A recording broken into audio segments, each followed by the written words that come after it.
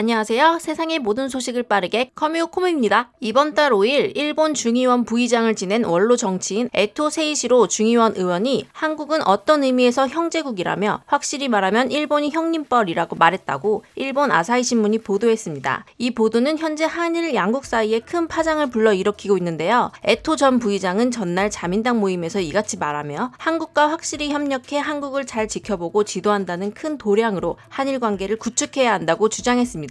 그는 이 발언의 의미에 대해 기자들에게 일본은 과거 한국을 식민지로 한 적이 있었다. 그것을 생각하면 일본은 한국의 어떤 의미에서는 형님과 같은 존재라고 설명했는데요. 또한 한일 관계가 대등하지 않은가라는 질문에 일본 국민은 미일 관계가 대등하다고 생각하는가 라고 반문한 뒤 나는 그렇게 생각하지 않는다. 마찬가지로 한일 관계가 대등하다고 생각하지 않는다며 일본이 항상 지도적인 입장에 당연히 서야 한다고 말했습니다. 에토 전 국회 부의장이 이런 발언을 한 배경에는 최근 한일을 극도의 대립으로 치닫게 만든 징용공 배상 문제가 얽혀 있습니다. 전시 중 일본은 식민지 조선에서 일본으로 약 80만 명의 조선인을 모집관 알선, 징용 등 다양한 형태로 강제 동원한 뒤 탄광이나 군수 공장 등에서 일하게 했습니다. 정부는 노무 동원 계획을 세우고 기업은 관연의 힘을 이용해 계획적으로 동원했습니다. 이것을 조선인 강제 동원이라 하고 징용공이란 강제 동원된 사람들을 일컫습니다. 미쓰비시사에도 당시 징용공들을 반도인 징용 12,913명이라고 쓰고 있었고 노동 현장에서는 임금체불, 강제저금, 구속과 감시, 혹사와 학대 등이 횡행했습니다. 이러한 증거를 토대로 국제노동기구는 일본의 강제동원을 강제노동조약 위반이라고 인정해 일본 정부의 피해자 구제를 권고했습니다. 2018년 한국 대법원 판결에서도 강제동원을 일본의 불법적인 식민 지배와 침략 전쟁 수행에 직결된 일본 기업의 반인도적 불법 행위로 간주해서 강제동원 피해에 대한 위자료 청구권을 인정하기도 했죠. 하지만 일본 측은 받아들일 수 없다며 지금까지 그 갈등이 이어져 온 것인데요. 한편 에토의 망언에 대해 일본을 방문 중인 한국 국회의원들은 강하게 반발했습니다. 이란 의원연맹과의 합동간 사회에 참석차 일본을 방문 중인 윤호중 한일의원연맹 간사장은 이날 오전 도쿄 제국 호텔에서 열린 한국 언론과의 간담회에서 에토 의원의 발언과 관련한 질문에 대단히 유감스러운 발언을 하셨다고 말했습니다. 이러한 망언에 한국뿐만이 아니라 일본 내에서도 갑론을박이 벌어지고 있는데요. 아사히 신문의 한 논설위원이 에토 부의장의 발언에 대해 촌철살인의 글을 남기기도 했습니다. 그의 논평을 보시겠습니다. 나는 에토의 발언을 푸틴 대통령의 우크라이나에 대한 말과 똑같다고 느낍니다. 2013년 12월 당시 우크라이나 대통령이었던 야누코비치가 러시아의 압력을 받아 EU와의 연합협정 체결을 포기한 후 보상의 의미가 강한 경제 지원을 발표했는데 푸틴은 우리는 우크라이나를 형제국이라고 부릅니다. 그러므로 어려운 상황에 있는 우크라이나 사람들을 위해 행동하고 지원해야 합니다. 와 같은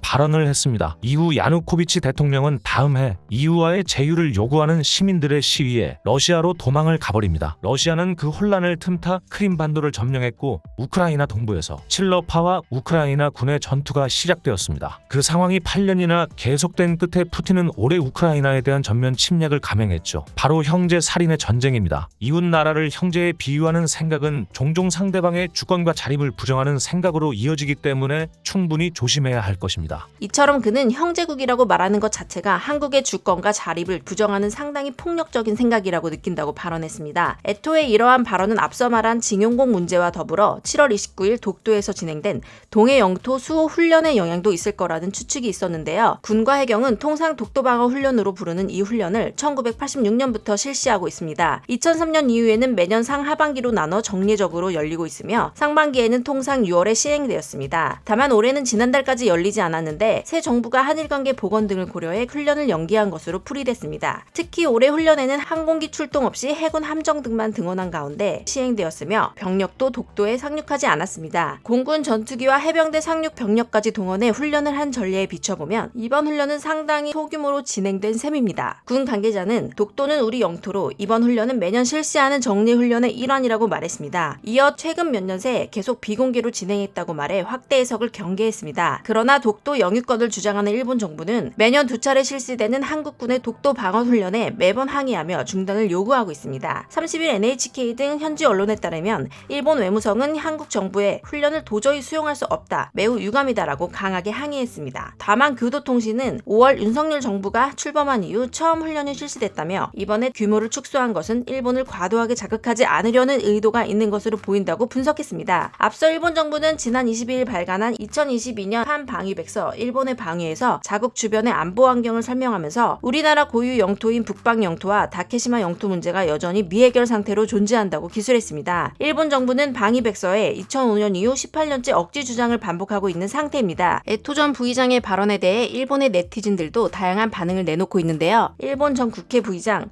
한국은 형제국, 일본은 형으로서 역할해야 라는 글에 대한 댓글입니다. 미일 관계, 한일 관계에 있어서 그것은 나라와 나라의 관계이며 경제력이나 영향력의 차이는 있지만 대등한 것은 변함은 없습니다. 에토 씨는 기본적인 국가관의 인식에 잘못이 있어요. 다만 문제 발언인 것을 확산해 여론을 유도하려고 하는 목적이 있는 것에는 주의를 해야 한다고 생각해요. 동맹 관계나 이웃 나라와의 관계는 이야기의 주제가 되는 건 쉽지만 입으로 내놓는 것은 아니죠. 유일한 동맹 관계인 미일 동맹은 미국을 형님으로 생각하는 사람들도 있겠지만 나는 결코 그렇게 생각하지 않아요. 일본은 미국이 필요하고 미국도 일본이 필요합니다. 이것으로 5대5가 아닐까요? 하지만 한국은 동맹이 아니기 때문에 일본은 마냥 내일 한국이 없어져도 곤란하지 않습니다. 80대 전 의원이나 현 의원들이 마음대로 발언할 수 있는 자유를 주게 되면 시대착오적인 이런 말 실수는 멈추지 않을 거예요. 식민지배 이후 80년 시대를 단번에 되돌릴 수 있는 발언입니다. 지금의 시대의 낡은 가치관을 끌어들여 이렇게 해야 한다라고 주장하는 것은 러시아가 우크라이나를 침공하는 것과 이어지는 것 같아 불쾌합니다. 여러 가지 문제는 있지만 한국은 독립국이며 주권국가입니다. 오해를 불러일으키는 발언은 엄격히 삼가해 주셨으면 한다고요. 여러분들은 에토 전 부의장의 발언 어떻게 보셨나요? 댓글로 의견을 남겨주세요. 좋아요와 구독을 눌러주세요. 시청해주셔서 감사합니다.